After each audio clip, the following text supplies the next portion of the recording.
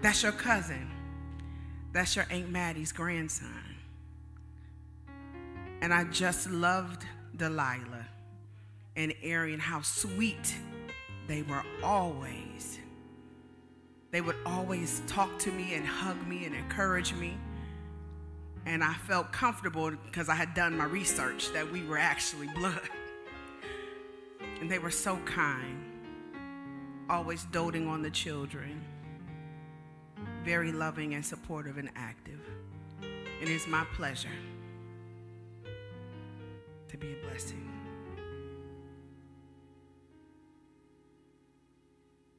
So we're going to sing about the goodness of God.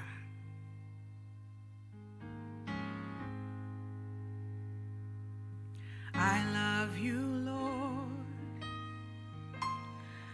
for your mercy never fails me. All my days I've been held in your hands. From the moment that I wake up until I lay my head, I will sing of the goodness of God. 'Cause all my life you have been faithful. All my life you have been so, so good. With every breath that I am able, I will sing of the goodness of God. I love your voice. You have led me through the fire in darkest night. You are close like no other. I've known you as a father. I've known you as a friend. I have lived in the goodness of God. 'Cause all my life you have been faithful. And all my life you have been so, so good. With every breath that I am able, I will sing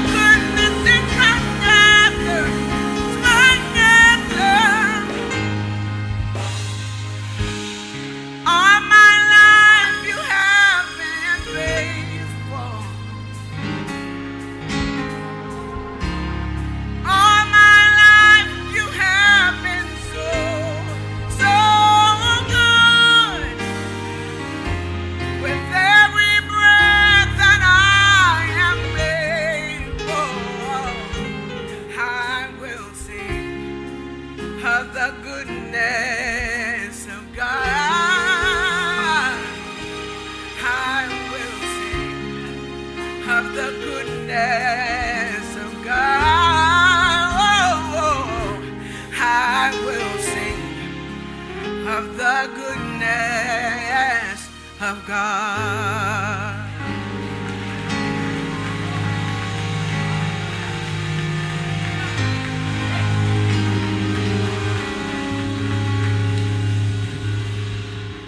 Anybody knows he's a faithful God? I said, anybody knows he's a faithful God? Anybody don't mind testifying that your God is a faithful God? You ought to look at somebody and tell him he's been faithful to me.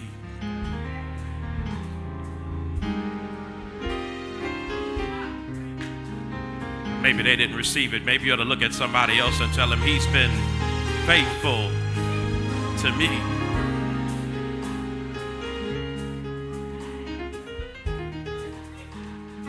Amen. At this time, we're going to have acknowledgments and the reading of the obituary by Sister Sarita Hill.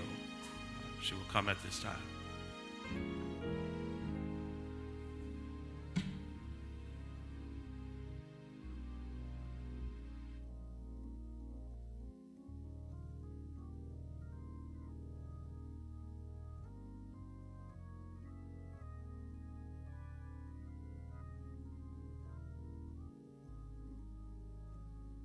Good afternoon, family and friends. On behalf of the Davis family, our heart is overflowing with thanksgiving with all of the contributions that you have made. We thank you from the bottom of our heart. If you would like to follow along, I will read the obituary first. It's in your printed program. It is with profound sadness that we share the passing of our beloved Delilah Joy Davis, who exchanged mortality for immortality on Tuesday, May 21st, surrounded by her loving family. She was a woman of devout faith and wisdom, cherishing every moment spent with loved ones. Delilah was born on April 20th, 1964 in Alliance, Ohio, to Carl and Dorothy Lawson. She graduated from Alliance High School in 1982. She furthered her education at the University of Akron and Case Western Reserve, where she received her bachelor's and master's degrees. During her college years in Akron, she was a faithful member of the Black United Students and University of Akron Gospel Choir, where she established many lifelong friendships. Delilah served as a foster home coordinator for Summit County Children's Services. She began her career there in 1993.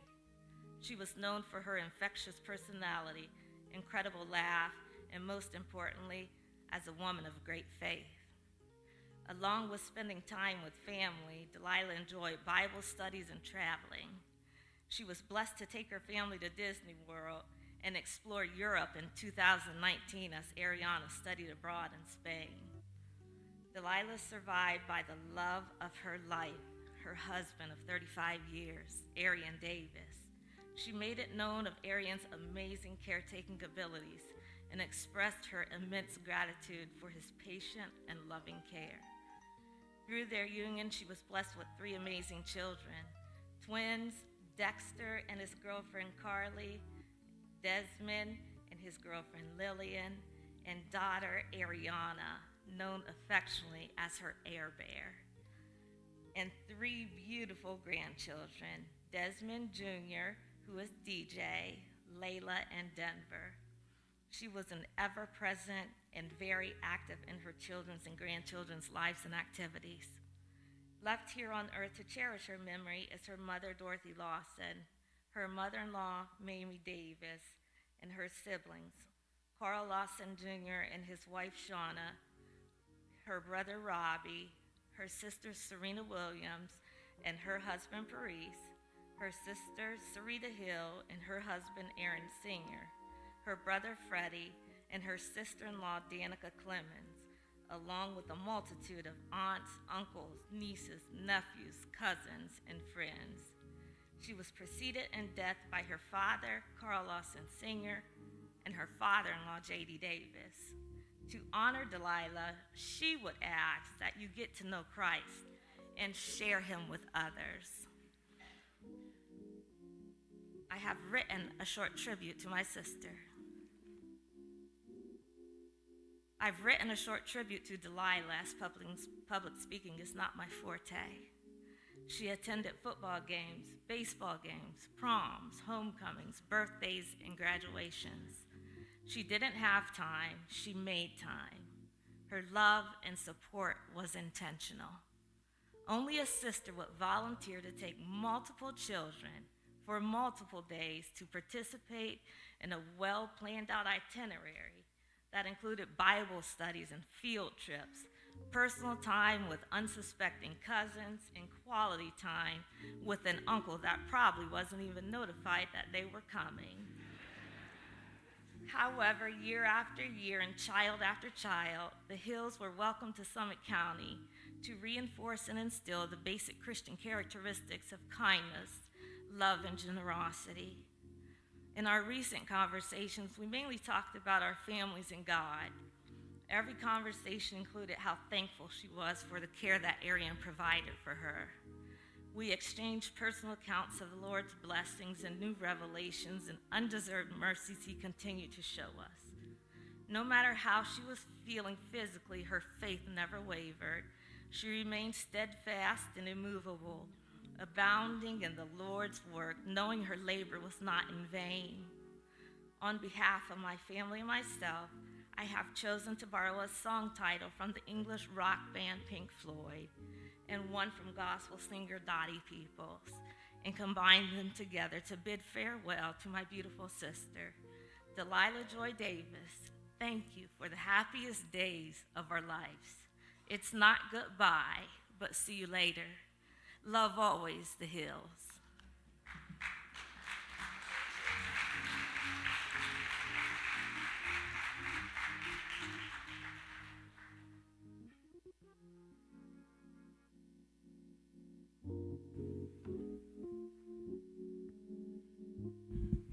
Amen. There are several resolutions that have been provided.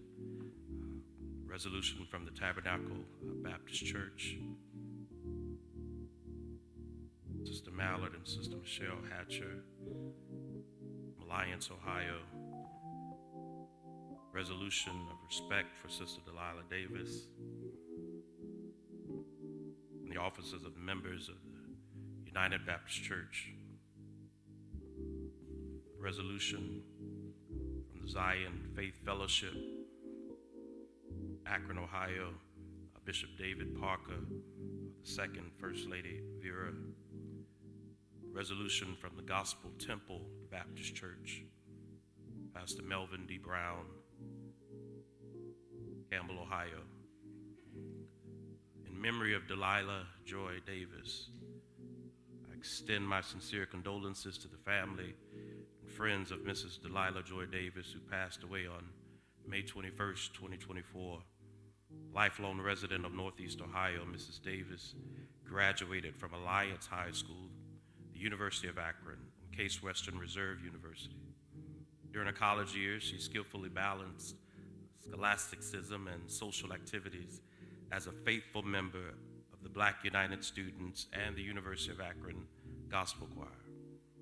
Mrs. Davis was a devoted wife to Arian Daddy D. Davis, a loving mother to Dexter Desmond and Ariana Davis, beloved daughter to Dorothy Lawson, and the late Carl Lawson Sr., doting grandmother to Desmond Jr., DJ Layla, and Denver, a caring sister to Carl Lawson Jr., Robbie Lawson, Serena Williams, Sarita Hill, and Freddie Lawson. She also leaves a host of aunts, uncles, nieces, nephews, cousins, and other relatives and friends. While the absence, her death, his calls will never be filled, her caring spirit will surely live on in the many people she loved most and held dear. Thus, with deepest sympathy, I mourn the loss and salute the memory of a truly outstanding individual, Mrs. Delilah Joy Davis.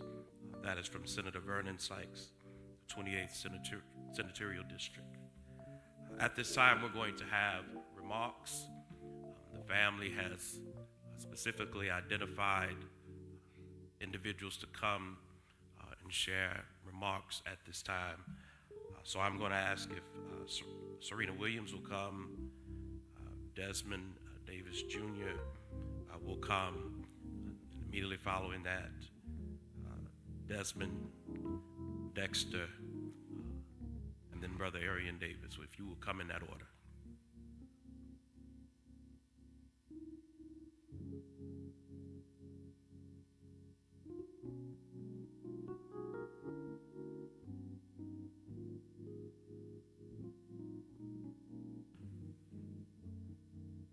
Giving honor to God and all the pulpit associates, Reverend Hill, Reverend DeJournette, Reverend Paramore, and Reverend Russian. Thank you for being here today. My name is Serena Williams, and I am the other sister of Delilah Davis. She also has 3 brothers. Carl Lawson Jr., can you please stand or raise your hand, Carl? I would like to introduce you to her brother Robbie Lawson.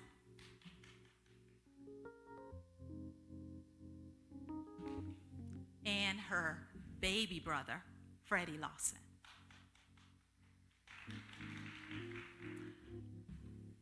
I saved the best for last. My mom is sitting in the front row, has a pink turban on. Mommy, can you raise your hand? This is my mom.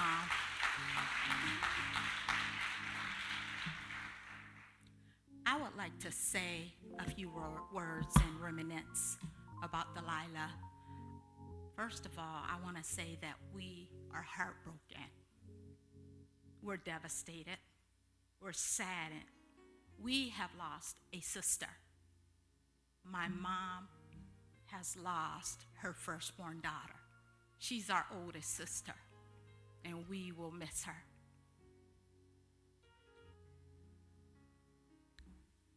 When I ask Mommy, yes, I call her Mommy still, and I believe I've heard my other 5 siblings refer to her as Mommy as well as Delilah. And I did forget to mention my other sister. I didn't think I needed to say was up here earlier. Sarita Hill read the obituary, and she did a wonderful job.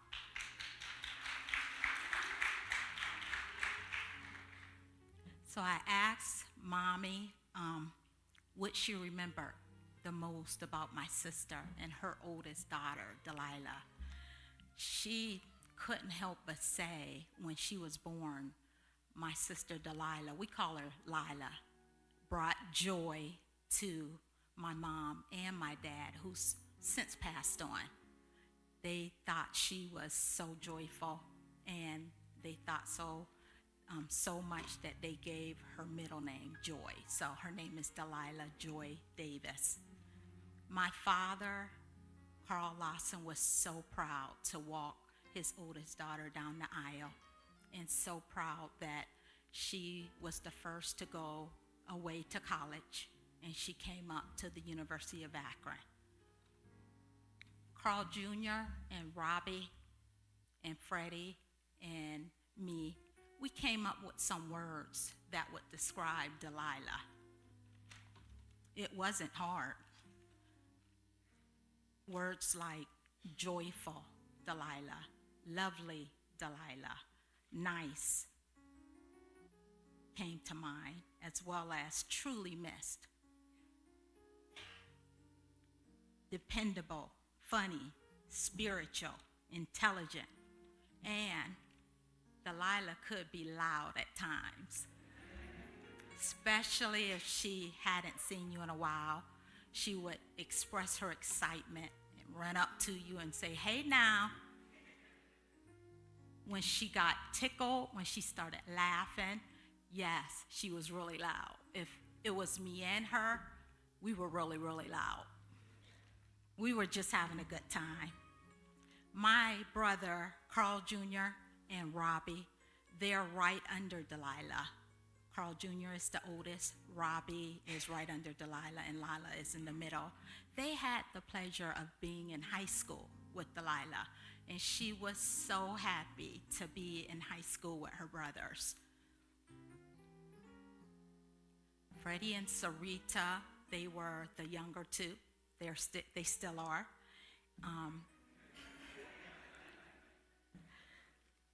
Delilah formed a special bond with both of them because at that time, my mom had 6 kids, my mother and father. So my mom and dad were pretty tired. So Delilah kind of took over and was like a mother to Freddie, Sarita, and myself.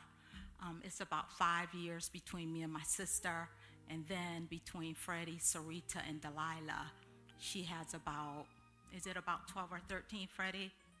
Okay, 12 or 13 years. So she was really a mother figure to them and myself. I wasn't in high school with her, but I did have the pleasure of following her to the University of Akron with my mom's recommendation. I don't know if Delilah was too happy about her little sister coming up to school, especially when we became roommates. So my first apartment was with her, and it went really well. I think she ended up warming up to me. And I think she forgot about the fact that I was her little sister because she was the matron of honor in my wedding. She was one of them. My other sister was my maid of honor. And then also she was in the delivery room with me when I had my children. So we had a special bond with Delilah that we will never forget. She was also a mother, a wonderful mother. This was her priority. This was her favorite role. Arian, her husband, Dexter, Desmond, Ariana, she loved so dearly, and she was so grateful that they were there for her in her time of need. And she talked about them nonstop. She loved them.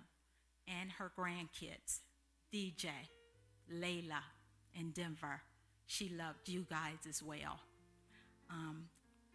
I would like to tell all of you guys, I'm here for you if you need it. I live in Akron, right around the corner from Desmond. If you guys need anything, let me know. And also my other brothers and sisters as well. I'm sure they feel the same way. To all my aunts, uncles, cousins, and Delilah's nephews and nieces, as well as myself, and that's on both sides of the family. Arian's family was her family, and she loved you guys as well.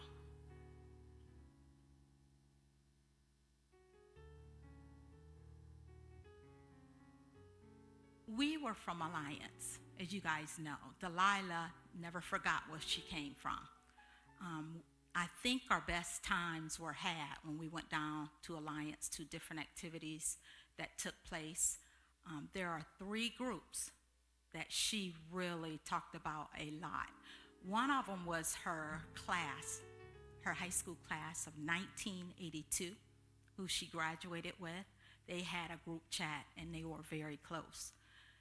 And also she was a member of Second Baptist Church under the leadership of Reverend Cato Waiters, but now it's under the leadership of Reverend Willie Bell. That was also dear to her heart, as well as she worked for Children's Services Board.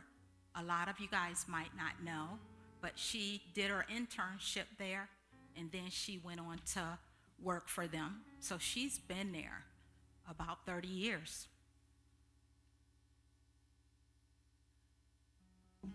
I would like to ask your continued prayers for our family. We really need it. We really need it. Pray for Arian and all the children and the grandkids. And I thank you for your attention and thank you for coming. Have a good day.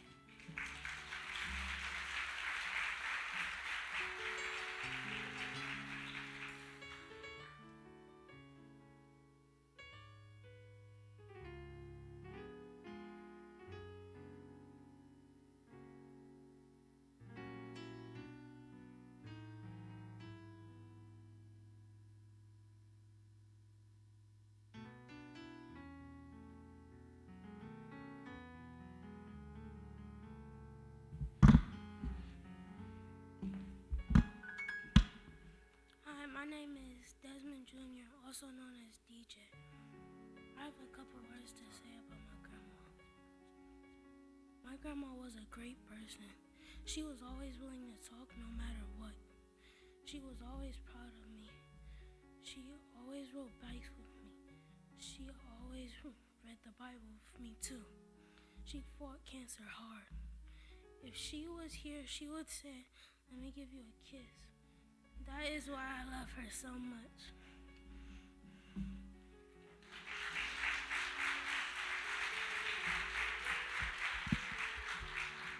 Thank you, everybody, for coming out. Desmond, I'm one of the twins. We appreciate everybody's everything you guys done for us, all the food, and I wish somebody would have brought some Pepto-Bismol by the house. All that fast food, good Lord. But I really appreciate everybody coming out. I really miss my mom. It was hard saying goodbye. But I'm gonna continue to do what made her happy, which was take care of the kids, watch after my dad, watch after my sister. We gotta stick together, because that's what she wants. She always wanted us to stick together. Even when I really wasn't trying to be a part of the family, she always made sure I was really part of the family. And me and my mom, we really didn't get along. Well, we got along, but we really went back and forth all the time, and I think we just like to push each other's buttons a lot. But we would always push each other's buttons, but it would be like, all right, here, come here, take a selfie. I love you. Or, when you gonna bring the kids by? Or, you need to stop complaining and read them a book. So I'm gonna continue to do that. She always read a book to me. It was called I Love You Forever. And when she was real sick, she fell in the bathroom one time. And once I helped her up, I was like, "Mom, I got you. I love you forever." And I told her, I sent her screenshots from the book. It was at the beginning when she was held in a baby and saying, "I love you forever. I like you for always. As long as I'm living, my baby you'll be." And I sent her the end part when he carried his mom to the bed because it was time for him to take care of her. And she used to always tell me, "Thank you, thank you, thank you." And I used to say, "Mom, stop saying thank you. You're my creator. You created me. You don't have to thank me. I want to do this." And I'm glad that I was there for her in the end. You always wish you could do more, but there's only so much that you could do. You got to leave it in God's hands. And that's what we did. But I'm going to miss her. I'm going to miss texting her. I'm going to miss random, "I love you, stay focused." And I'm going to keep staying focused because I know that's what she wanted me to do. Thank you.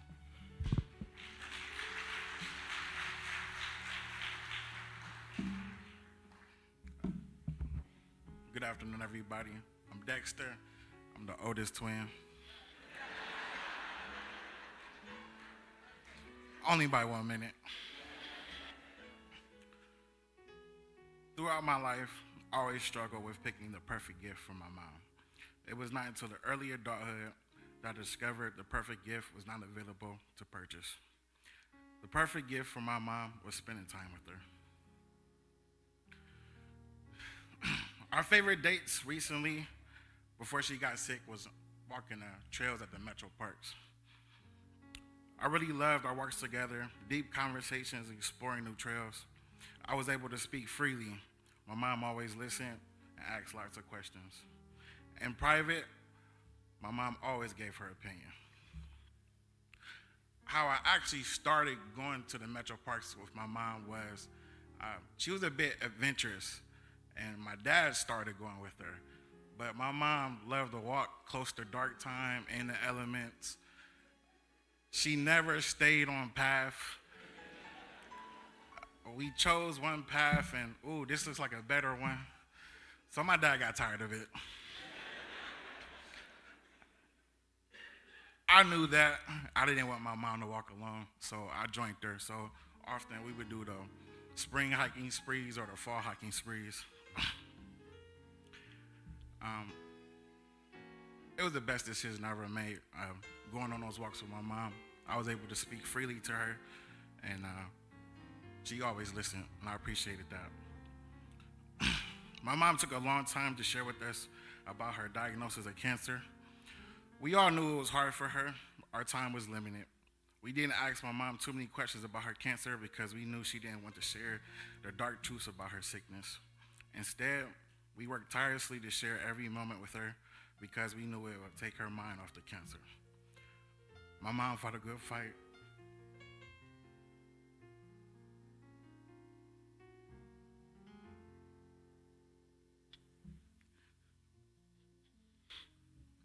And we're proud of her. The blanket you see over there represents the tree of Delilah. We are the gifts that she left to help remind you of her. Thank you for all the calls, text messages, and prayers. My mom truly loved everybody in here. Thank you.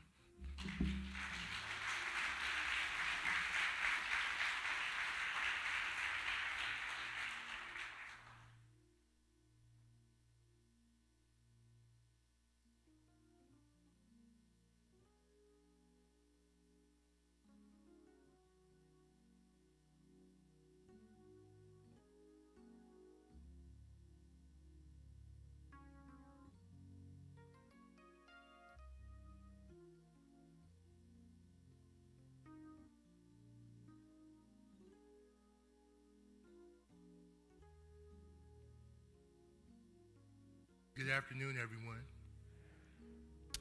First of all, I can't tell you how proud I am of my two sons and my grandson for coming up here and delivering a heartfelt,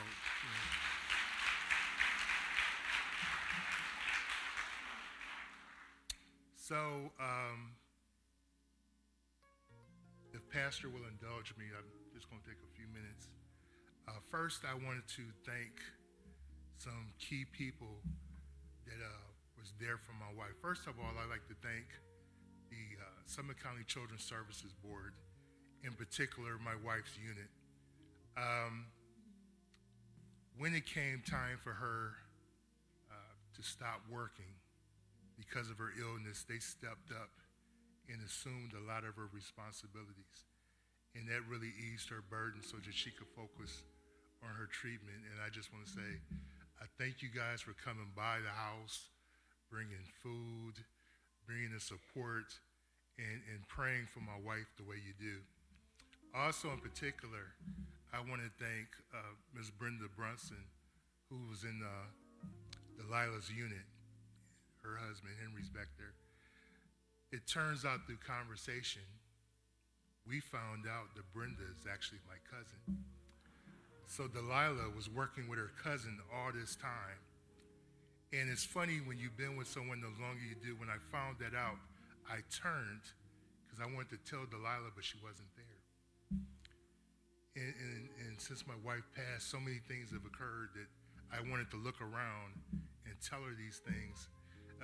The joke in our house is that inanimate objects grow legs and walk away.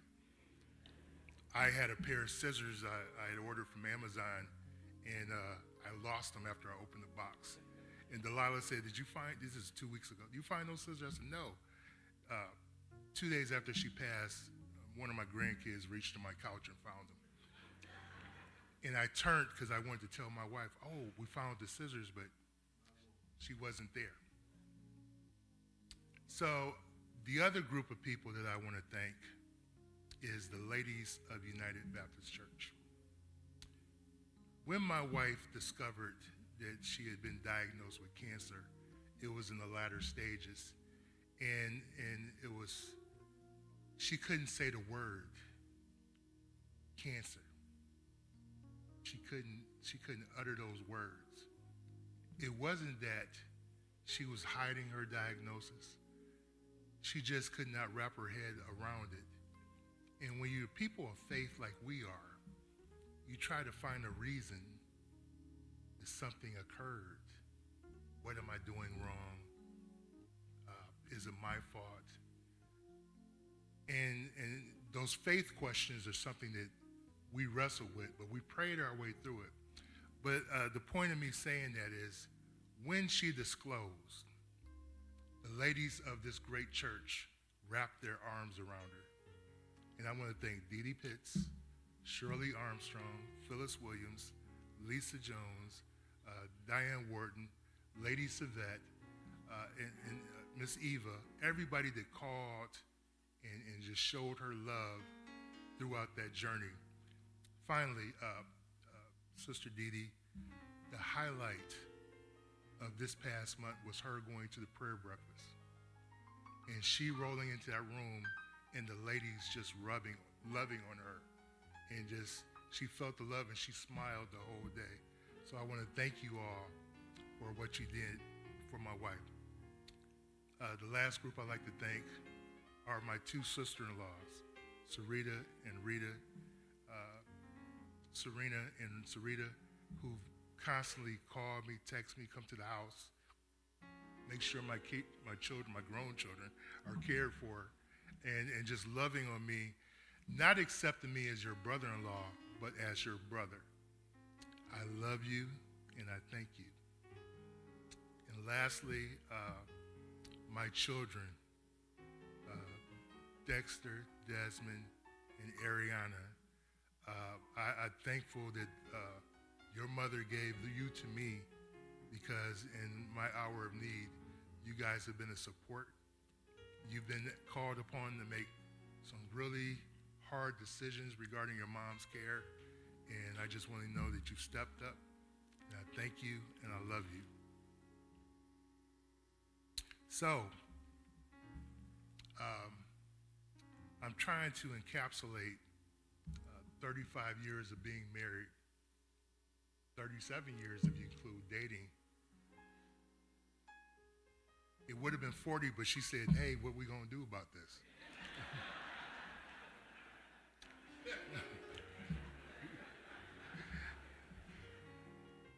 I guess we're gonna get married. Our story began so many years ago at the University of Akron. We were students there, and a friend of mine liked Delilah's roommate, so I was tagging along. It was May Day. You remember when Akron you used to have May Day? And we wound up at their dorm, and then we rode around, wound up back at my house, and we stopped and got we got some libation. But what I noticed about Delilah was she didn't know what she was doing. And she had the most beautiful smile. She had those big old eyes. And Pastor, I was smitten. And I couldn't, remember Charlie Brown was chasing that little redhead girl? I was chasing Delilah. Months went by. I never seen her. I never ran into her. And I finally ran into her, and I convinced her to go out. And what I found was we had more similarities than differences. Both our dads worked at Chrysler. We both were first generation college students. We had dreams and goals. We just ain't have no money. So I did it the old-fashioned way. Well, first, let me backtrack. We had to buy rings, and I couldn't afford an actual engagement ring. So I don't even know if they still sell trio sets. Get the engagement ring and 2 wedding bands, the low price of $500, which I just paid off.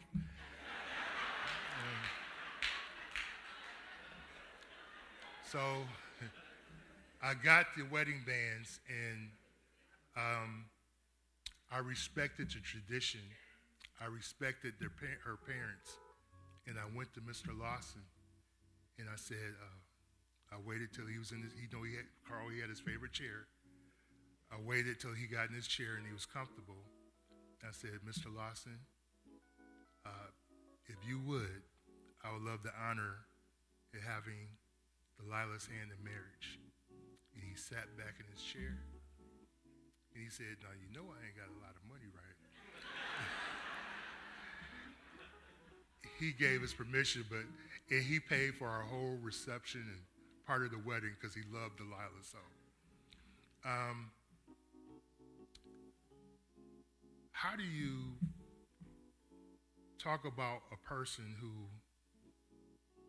there when you wake up, there when you go to bed, you eat your meals together, you pray together, you go through hard times, you go through good times. Even when we were mad, we covered each other with a blanket. We give each other something to eat. We went on walks in parks. We went to movies. We weren't what you would call monetarily rich, but we were rich in love.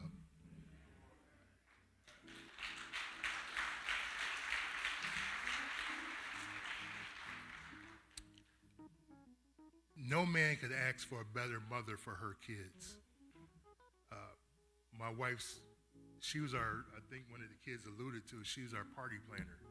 And she would throw the most elaborate birthday parties for the kids. We go to swim clubs.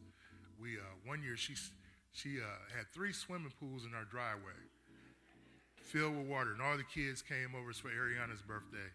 And she would tell me these, it was like Lucy and Ethel type schemes. And I would act like, but I always went along. I never told her no. But she created so much joy for the kids. The kids were a center of her world. I shared with one of her coworkers, with Delilah, you couldn't say a child was bad. She would say, well, they have misdirected behavior. You gotta love them a little harder, but never say they were bad. That was a bad word for her. We had nicknames for each other from the onset of our relationship. She was my pumpkin, and I would always call her Pumpkin, and she would call me Honey. And she was a person of letters. I still have letters where she wrote me when we first started dating, saying that she enjoyed where we went and things of that nature. I am blessed. I was blessed beyond measure. I'm going to end with this. My son alluded to it. We had this book which he said, I love you forever. And every one of our children, we read that book to them. And Delilah would take it to the point that she could develop a melody for that portion of the book. And she would sing it to the children. I'll love you forever. I'll like you for always. As long as you're living, my baby you be. And she would sing it. And you could not read the book without singing that melody. So to my wife, the love of my life, my pumpkin, I'll love you forever. I'll like you for always. As long as you're living, as long as I'm living, my baby you'll be. Thank you.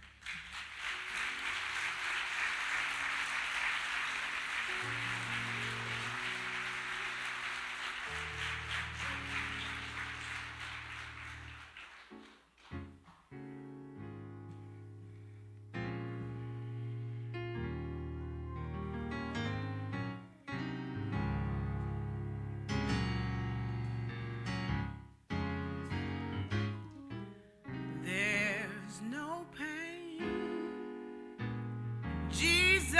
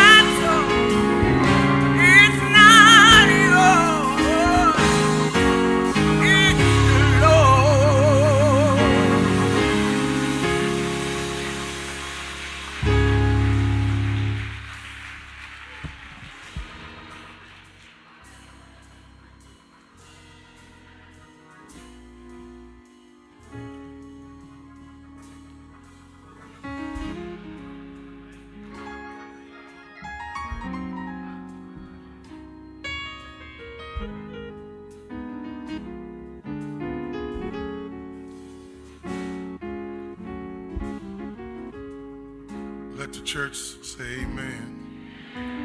Shall we say amen again? Let's please give Jesus a great round of applause.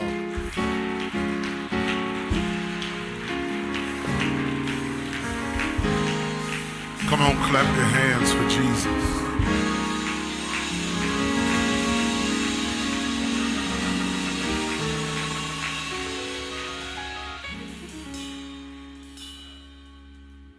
I want to say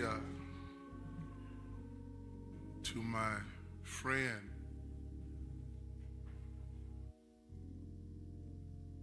over 35 years, Arian, thank you for thinking enough of me to ask me to stand in this place for this particular time. I'm humbled and I am honored. And I want to say to Arian and the children and to the family, you all did an awesome job. Let's give God some praise for it.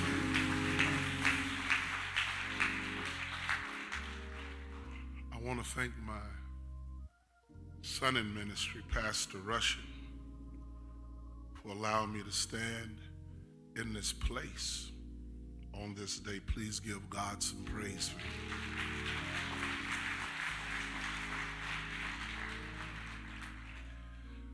Funerals are not for the deceased.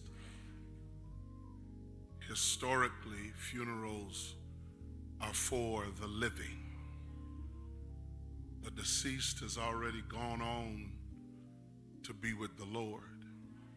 In fact, if our theology is true, and it is, we believe that to be absent from the body is to be present with the Lord.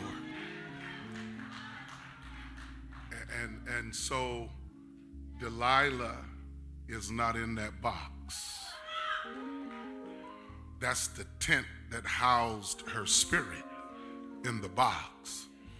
But Delilah, the day she drew her last breath, hit the heavenly incline. And she is already with the Lord. And so we do this to try to get ourselves together. Try to figure out how we move forward from this place, to ask God to give us grace and strength to get by this moment. And that's why we do funerals. I don't have to eulogize her because the family has done such a wonderful job. Let's give God some praise for them. Even while Arian was talking, he did such a fine job. I said to myself, I have no idea why he called me here. But he just did a fine job. Y'all give Arian a great round of applause.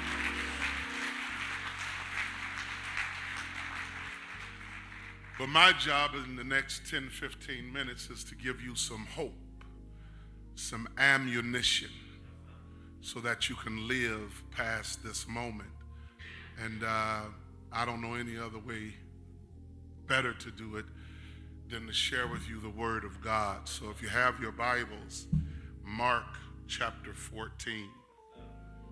Mark chapter 14.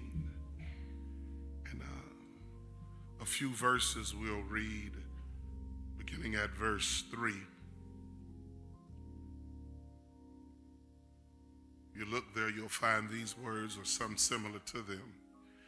And being in Bethany, in the house of Simon the leper, as he sat at meat, there came a woman having an alabaster box of ointment, of spikenard, very precious. And she brake the box and poured it on his head. And there were some that had indignation within themselves and said, why was this waste of the ointment made? For it might have been sold for more than 300 pence and have been given to the poor. And they murmured against her. And Jesus said, let her alone. Why trouble ye her? She hath wrought a good work on me. For ye have the poor with you always, and Whensoever ye will, you may do them good, but me you have not always. She hath done what she could. She is come aforehand to anoint my body to the burying. Verily I say unto you, wheresoever this gospel shall be preached throughout the whole world, this also that what she hath done shall be spoken of as a memorial for her. May the Lord add a blessing to the reading and to the hearing of his holy word. I want to talk for a few moments about how to make a legacy. How to make a legacy. So much is different about the world in which we live. It was like I laid down there to go to sleep one night, and when I woke up, everything had changed. Now let me be clear, I'm not becoming old and cantankerous. I assure you I'm not one of those people who just hates change simply because it's change. But I have a bona fide concern that everything that is changing is not always changing for the good. I do not have the time to enumerate all the things that concern me related to this matter of change, but for the purposes of this eulogistic message, I'll list but one. I'm concerned that we have traded in our character for clicks. I'm concerned that we have traded in our love for likes. I am concerned that we have traded in our quality friendships for followers. People are no longer concerned with being a good person. They are more so concerned with being a popular person. To this end, people are interested in building their popularity as opposed to leaving behind a legacy. Well, what's the difference between popularity and legacy? To be popular means to be concerned about being accepted by the general public. To be popular means to be endorsed by the majority. It means that I'm willing to adjust and adapt my character so that those who are in my immediate company will like me and condone me as a person. This is what it means to be popular. Now, if you listen carefully, you would have to notice that popularity is a very polarizing thing. It is premised in manipulating others into giving you their approval and their endorsement of your very existence, meaning you'll do whatever it takes to have people like you. However, legacy carries a totally different meaning. To have legacy does not mean I'm trying to get something from you. To have legacy means I'm trying to leave something behind for you. Legacy is defined as leaving a gift by will and consent that will benefit the one it is left to. Legacy is something that is transmitted by or received from an ancestor, relative, predecessor that is intended to make you better than you were before you received it. Here's the one thing I like the most about legacy. Legacy is a candidate for membership in an organization or entity such as a fraternal order, who is given a special status because of your familial relationship to the one preceded by you. In short, legacy means I am remembered because of the work my character produced, not because of the place my popularity manipulated for me. Let me say it another way. You may build cathedrals, large or small. You can build skyscrapers, grand and tall. You may conquer the failures of your past, but only what you do for Christ will last. Legacy means I cared more about what I could leave than what I could take. And ladies and gentlemen, this is not just what our text is all about, but this is what Delilah's life was all about. Let's give God some praise for Delilah Davis. I did not say half clap. A real one just left here. You need to give God some praise for the life and the legacy of Delilah Davis.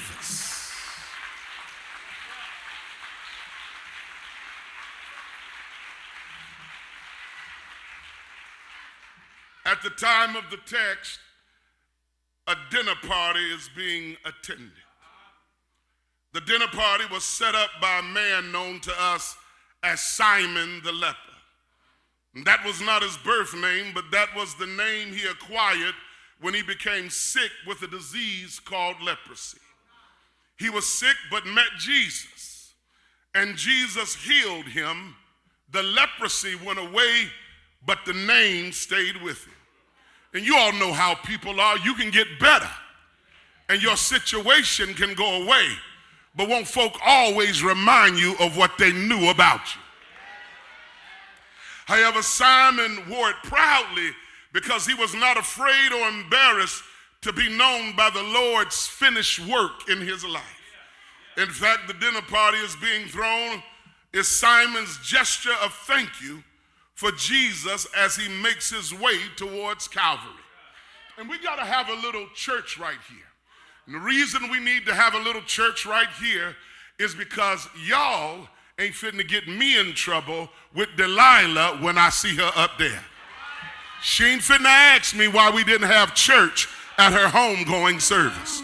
So right fast, I need a couple of people, even in the midst of your bereavement, who know that God has been good to you. I need you to tell him thank you. I know we are heartbroken. I know our hearts are heavy, but you got a reason to be thank you. What is the reason? Because your life is better to have met Delilah and to have to say goodbye to her than to never have met her at all. I need just 10, 15, 20 people to give God some praise for Delilah. Now I need him to thank you for waking you up this morning. Thank him that you woke up this morning and you knew your left hand from your right hand. Thank him. Somebody tell him thank you. Lean over and tell somebody he's still a good God, even on a bad day. Whoa! He's still a good God.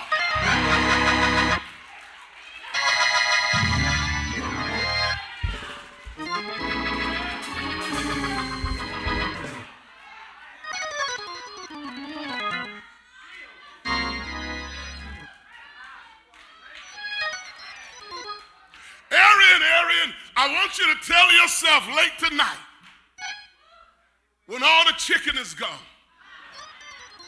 and ain't no more macaroni and cheese, and some scoundrel took the last big piece of pound cake, I want you to encourage yourself and say, God, you've been good to me. You've been better to me than I could ever be to myself.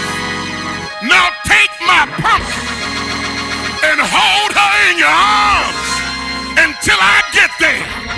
And then you tell your wife, save a seat for me.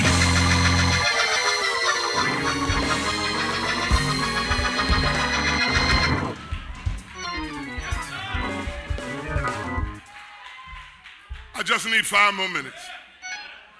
Our text picks up with dinner being over and an unlikely visitor invites herself to a dinner party. I'm just about done, but in order to see the eulogistic connection, we must now turn our attention to the woman in the text. Number one, she is a follower of Christ. She knows him for herself. Her life led her to him when she was in need. And because she met him, her life became better. She knows him for herself. She's a follower of Christ. Number two, she is fixed on Jesus. She walks into the dinner party and everybody is telling her why she shouldn't be there. But sometimes in life you can't worry about what folk think about you. You got to go ahead and do what you know is the right thing for you to do. And while everybody else is chirping in her ear, she stands right over Jesus and stays fixed on Jesus. Number 3, she is a woman of faith, meaning she believes that if don't nobody else got her, Jesus got her. Number 4, here's the part I like the most. She takes this alabaster box. Am I doing all right so far? She takes this alabaster box and she doesn't open it. She breaks it and pours out everything. Now, the theological significance to that is she is saying, I don't want to save anything. I want to pour out all I have on Jesus. And if I had time, Bishop Parker, I would tell the people one of the problems in the church today is too many of us trying to leave some in reserve. We don't want to give it all to him, when in fact he's been so good to us. How many know you don't owe him something? You owe him everything. Help me preach. Tell 2 or 3 people around you, we owe him everything. We owe him everything. Especially if you know the person next to him, till you look at him and tell him, you know you should be crazy right now. Don't sit in here and act like we didn't do what we used to do, and we didn't go where we used to go, and we didn't act how we used to act. If it had not been for the Lord who was on our side.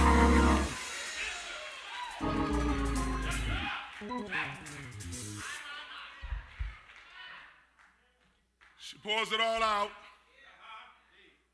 on his head.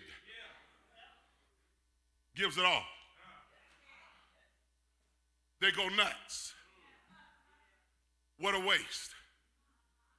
Jesus stops them in mid-protest, and he fellowships her into legacy status.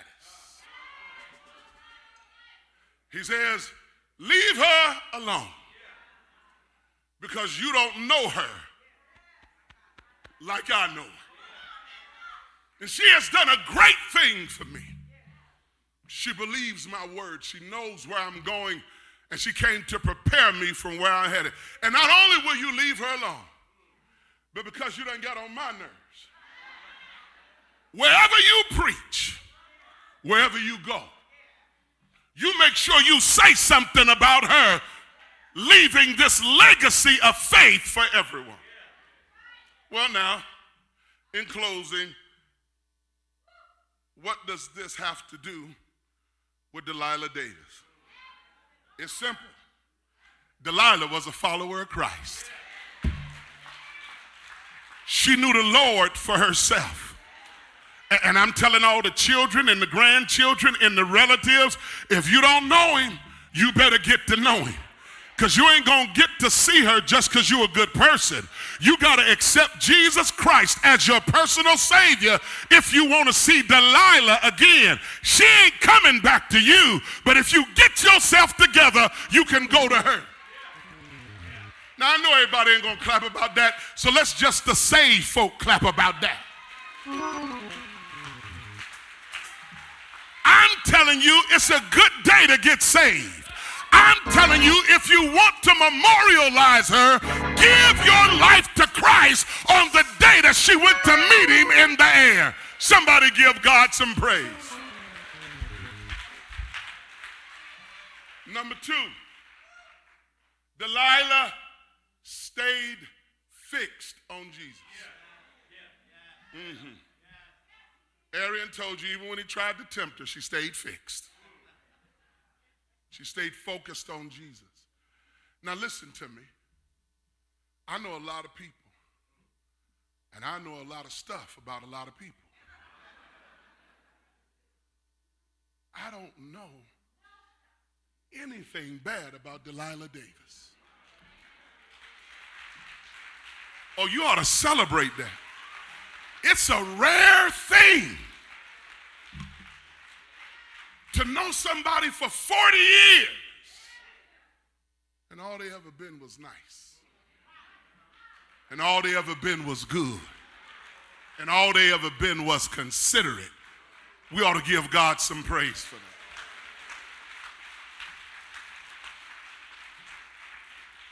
Arian and Delilah were two of the nicest people I've ever met in my life.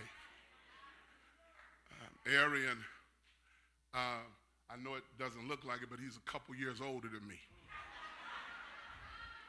And I don't even have to look. I know he's sitting there cheesing because he get a great kick out of the fact, Kev, that he looked younger than me. But it's okay, Aaron. Just know you're going to be older than me in heaven.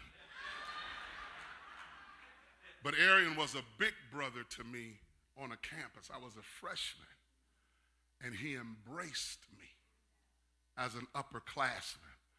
And when you're a freshman on a campus, to have notable people put their arm around you, and him putting his arm around me made me even cooler. That was Daddy D. WZIP.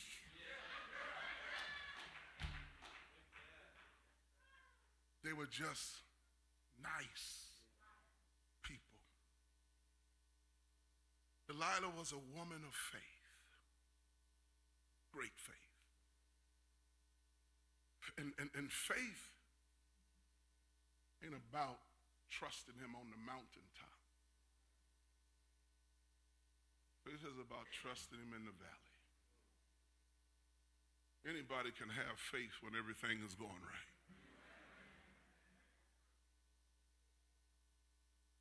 But for Delilah to maintain it after getting that bad news about her health and prioritizing her children and still wanting to worship and be of service, we got to salute her faith in Jesus Christ.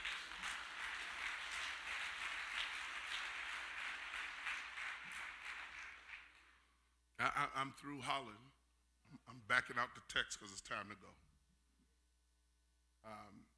And if you didn't shout when the rest of us were shouting, that ain't my fault, that's your fault.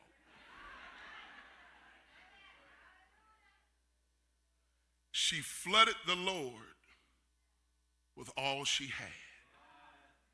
Her marriage, her children, her family, her life. She deliberately gave it back to God.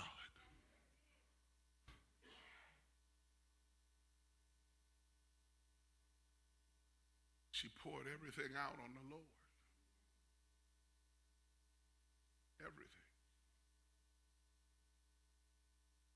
So she got a chance to leave empty because she gave God.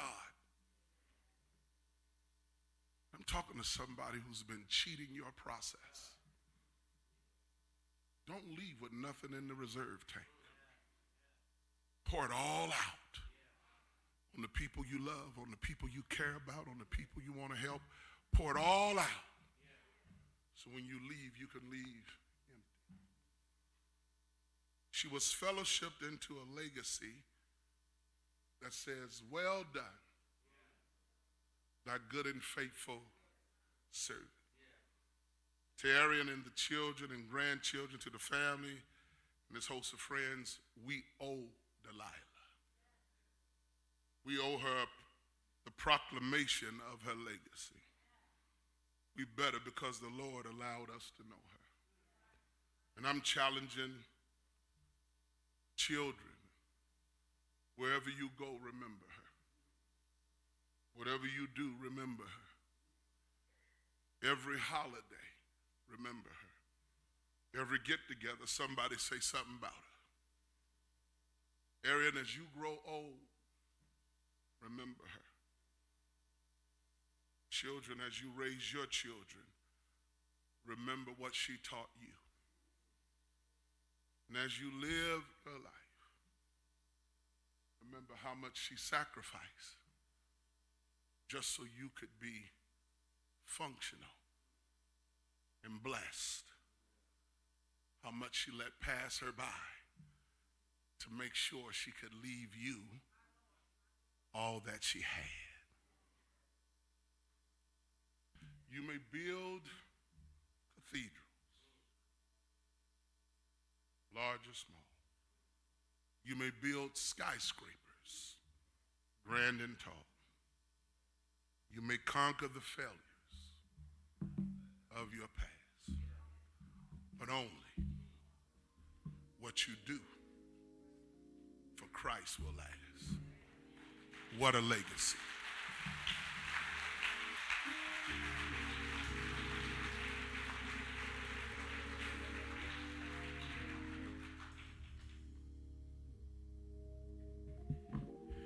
As the funeral directors prepare to come,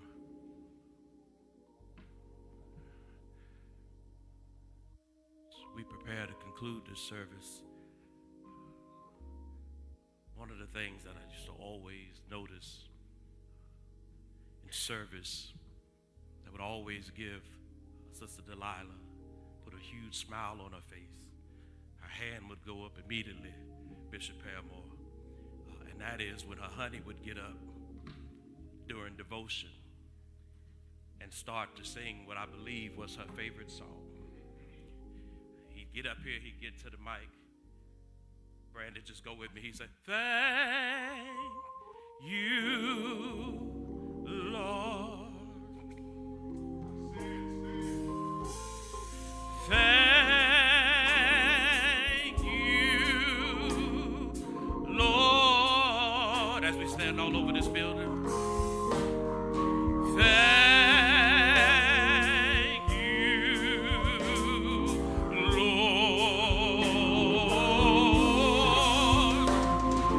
I just want to thank you.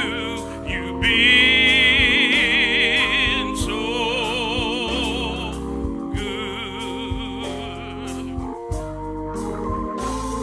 You've been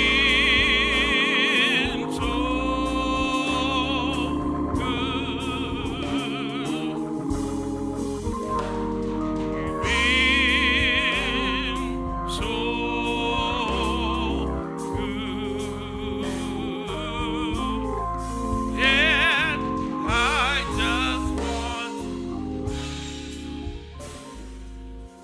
this time we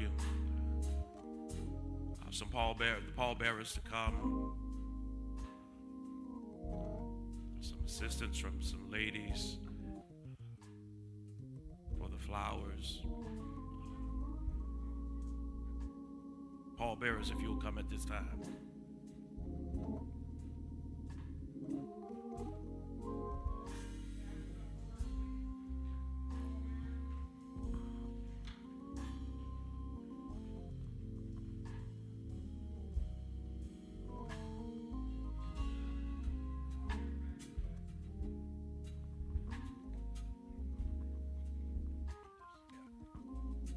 Pallbearers, please.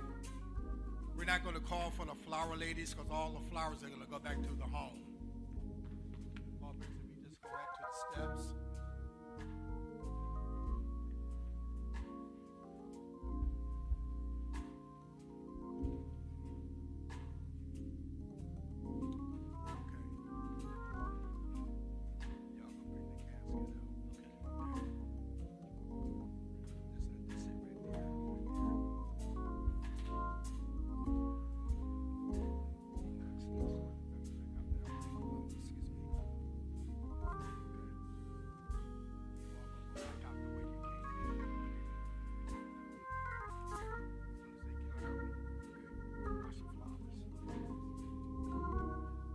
For those that may be going to the cemetery, if you do not get a flag, we ask that you put your bright lights and flashes on.